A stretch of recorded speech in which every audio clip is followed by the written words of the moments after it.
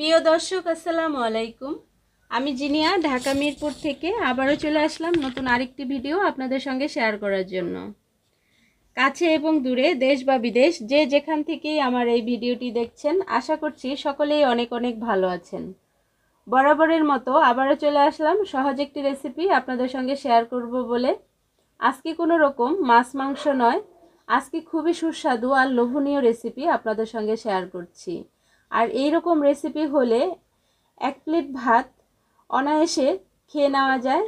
আমার পরিবারের সকলেই খুবই পছন্দ করে চেটেপুটে খেয়ে নিয়েছে। আশা করছি রেসিপিটা ফলো করে আপনারা যদি বাসায় ট্রাই করেন, আপনাদের পরিবারের সদস্যরাও খুব পছন্দ করে খেয়ে নেবে। তো কথা না বাড়িয়ে চলুন মূল রেসিপিতে চলে যাই। আর রেসিপিটা ভালো লাগলে একটি শেয়ার করে দেওয়ার অনুরোধ রইল। এখানে আমি তেল নিয়েছি আর তেল খুবই অল্প পরিমাণে এই রান্নাটাতে ব্যবহার করছি। তেলটা গরম হয়ে আসলে একটি তেজপাতা দিয়ে দিলাম। আর এই তেজপাতাটা দেওয়ার কারণে এই রান্নাটার থেকে খুব সুন্দর একটা ফ্লেভার বের হয়। আর দিয়ে দিলাম এখানে 2টা রসুন, আমাদের বাংলাদেশের যে দেশি রসুন, সেই রসুন 2টা এখানে দিয়ে দিলাম। আর রসুনটাকে কোনো রকম কুচি করিনি বা থেতো করিনি, এটা আস্তই দিয়ে দিলাম। আর এখন দিয়ে দিব হচ্ছে পেঁয়াজ কুচি। এই রান্নাটাতে একটু বেশি পরিমাণে পেঁয়াজ ব্যবহার করতে হবে। এর জন্য এখানে আমার হাতের 1.5 মুঠ পরিমাণে বা হাফ কাপ পরিমাণে পেঁয়াজ এখানে ব্যবহার করছি। আর পেঁয়াজটাকেও একটু ভেজে নিব, যতক্ষণ না পেঁয়াজটা নরম হয়ে যায় ঠিক ততক্ষণ পর্যন্ত। পেঁয়াজটাকে তেমন একটা কড়া করে ভাজবো না।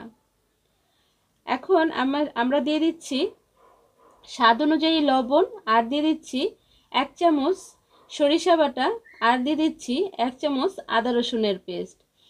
এই সরিষাটা কালো রঙের সরিষা, আপনারা চাইলে হলুদ সরিষাটাও ব্যবহার করতে পারেন, কিন্তু কালো সরিষাটা দিলে এটার টেস্ট বেশি হয়।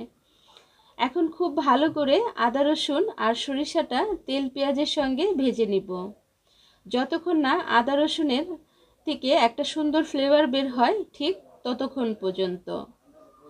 এই যে আদা রসুনটা আমি খুব ভালো করে ভেজে নিলাম। আর যাতে মশলাটা পুড়ে না যায় এর জন্য দিয়ে দিব সামান্য একটু পানি। বন্ধুরা, এখন পর্যন্ত যারা সঙ্গে থেকে ভিডিওটি উপভোগ করছো, একটি লাইক দিতে ভুলে গেছো, একটি ছোট্ট লাইক দিয়ে ভিডিওটি কন্টিনিউ করার অনুরোধ রইল। আপনার একটি ছোট্ট লাইক আমার এই ভিডিওটি অনেকের কাছে পৌঁছে দিতে সহযোগিতা করবে, অতএব লাইকটা খুবই ইম্পর্টেন্ট। এখন দিয়ে দিচ্ছি লাল মরিচের গুঁড়া আর হলুদের গুঁড়া। এখানে 1 চামচ পরিমাণে লাল মরিচের গুঁড়া দিলাম আর হাফ চামচ পরিমাণে হলুদের গুঁড়া দিলাম। ঝালটা আপনারা আপনাদের পছন্দ অনুযায়ী বাড়িয়ে কমিয়ে দিতে পারবেন।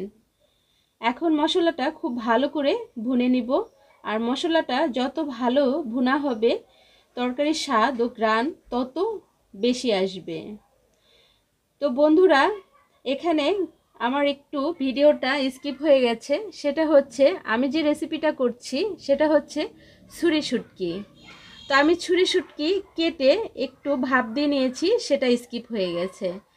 তো প্রথমে আমরা ছুরি শুটকিটাকে কেটে নিব, তারপর ভালো করে ধুয়ে একটু ভাপ দিয়ে নিব যাতে করে শুটকিটা একটু নরম হয়। তারপর একটা পুতার সাহায্যে এটাকে খুব ভালো করে এইভাবে ছেঁচে নিব। এই যে আমি যেভাবে ছেঁচে নিয়েছি, এইভাবে ছেঁচে নিলে এই মাছের যে ছুরি মাছের কাঁটাগুলো খুব শক্ত হয়, তো কাঁটাগুলো বেছে ফেলে দেওয়া যায়।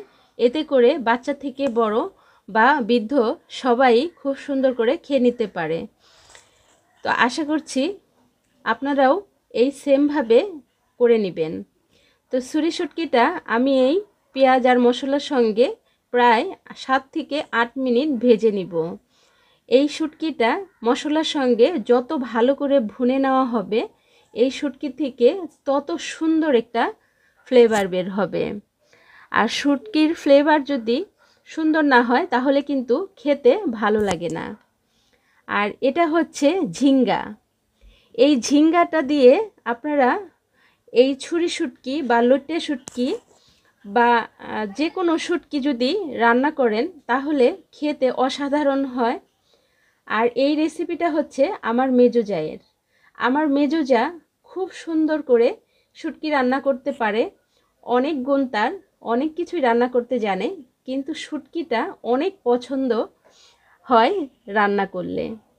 তো আজকের এই রেসিপিটাও আমার জাই করে দিচ্ছে। আশা করছি রেসিপিটা আপনাদের কাছে ভালো লাগবে, আর ভালো লাগলে সুন্দর সুন্দর কমেন্ট করবেন এবং আমার মেজু জায়ের রান্না কেমন হলো অবশ্যই জানাবেন। তো এই যে আমি এটাকে খুব ভালো করে নেড়ে চেড়ে নিব। আর এটা এই ঝিঙ্গাটা কিন্তু খুবই নরম সবজি, এটা কিন্তু চুলায় দিলেই একদমই গলে যায়। তো এটা খুব ভালোভাবে কুক হয়ে না যাওয়া পর্যন্ত আমি এটাকে নেড়ে চেড়ে মিশাতে থাকবো। তো বন্ধুরা, আমার চ্যানেলে যারা নতুন, আমার চ্যানেলটিকে সাবস্ক্রাইব করে বেল আইকনটি বাজিয়ে দেওয়ার অনুরোধ রইল। আর অবশ্যই 24 ঘন্টা অপেক্ষা করবে। 24 ঘন্টা পর আমিও আসব আপনাদের চ্যানেলটিকে ভিজিট করে আপনাদের পরিবারের সদস্য হয়ে যাওয়ার জন্য। আর বন্ধুরা, আমার বাসাটা একদমই রোডের পাশে, অনেক ধরনের সাউন্ড হচ্ছে, আজকে ভয়েস দিতে খুবই অসুবিধা হচ্ছে। তো এই সাউন্ডে যদি আপনাদের কোনো অসুবিধা হয় অবশ্যই আমাকে ক্ষমার দৃষ্টিতে দেখবেন। আমার কিছুই করার নাই, আমি 3-4 বার ভয়েস দিয়েছি, তবুও ভয়েসটা ঠিক করে দিতে পারছিলাম না। তো সামান্য একটু এখানে পানি দিয়ে দিয়েছি, আর পানিটা দিয়ে এখন আমি খুব ভালো করে এটাকে মিশিয়ে প্রায় 8 থেকে 10 মিনিটের মতো এটাকে রান্না করেছি। 8 থেকে 10 মিনিট পর এখানে দিয়ে দিলাম ভাজা জিরার গুঁড়া, আর দিয়ে দিলাম কিছুটা কাঁচামরিচ ফালি করে। তো ঝালটা আপনারা আপনাদের পছন্দ অনুযায়ী দিয়ে নেবেন। আর দিয়ে দিলাম কিছুটা ধনিয়া পাতা কুচি। এখন খুব ভালো করে নেড়েচেড়ে মিশিয়ে নিচ্ছি। আর শুটকিটা ধৈর্য সহকারে ধীরে ধীরে রান্না করতে হয়। শুটকি রান্না করতে যদি আমরা তাড়াহুড়া করি তাহলে শুটকি ঘ্রাণ সুন্দর হয় না, আর শুটকিটা খেতে স্বাদ হয় না। বন্ধুরা, এখন পর্যন্ত যারা আমার সঙ্গে থেকে আমার ভিডিওটি উপভোগ করছো তাদেরকে অসংখ্য ধন্যবাদ জানাচ্ছি। আর যে বন্ধুরা সবসময় পাশে থেকে সুন্দর সুন্দর কমেন্ট করে আমার ভিডিও তৈরি করতে উৎসাহ যোগায় তাদেরকেও অসংখ্য ধন্যবাদ জানাচ্ছি। তো আমাদের এই রেসিপিটা গরম গরম ভাতের সাথে, রুটি পরোটার সাথে, আপনারা চাইলে খিচুড়ির সাথেও পরিবেশন করতে পারবেন। খুবই সুস্বাদু আর লোভনীয় রেসিপি, আশা করছি ভালো লাগবে। তো এই যে আমার শুটকিটা হয়ে গেছে, এখন আমরা চুলাটাকে বন্ধ করে দিব। আর বন্ধুরা, কেমন হলো অবশ্যই কিন্তু কমেন্টে জানাবা। ভালো থাকবা। আল্লাহ হাফেজ। আসসালামু আলাইকুম।